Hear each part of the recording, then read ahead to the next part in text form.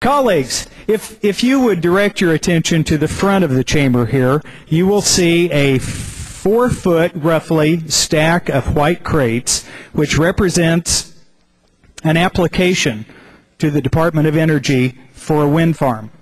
Now, several in this room may not care about wind farms, and that's fine. Picture it as an application for anything with agency A through Z.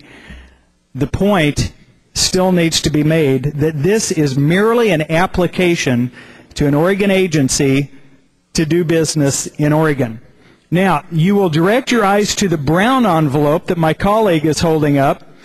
That is an application, a completed permit, all approvals, which included endangered species in the state of Washington, and they are now building that wind farm.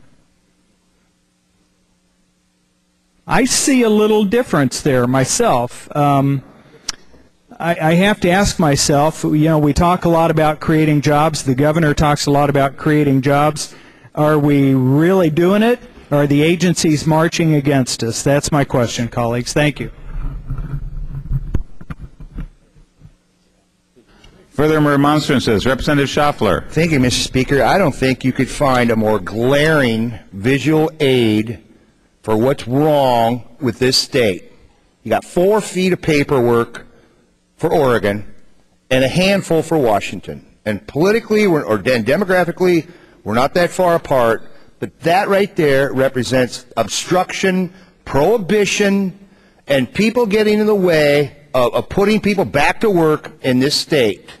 And in my humble opinion, Mr. Speaker, we need to do something about it. Thank you very much.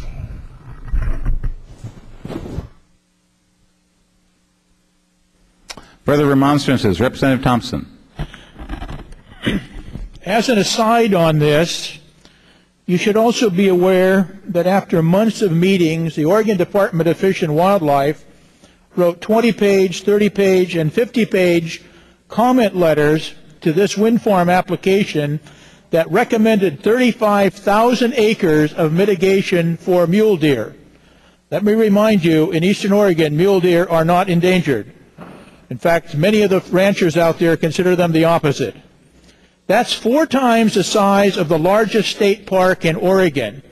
It would cost the developers of this wind farm $120 million to acquire that land. It begs the question, as we are trying to create jobs from this body, are the agencies with us, or have they not yet gotten the message? Thank you, Mr. Speaker.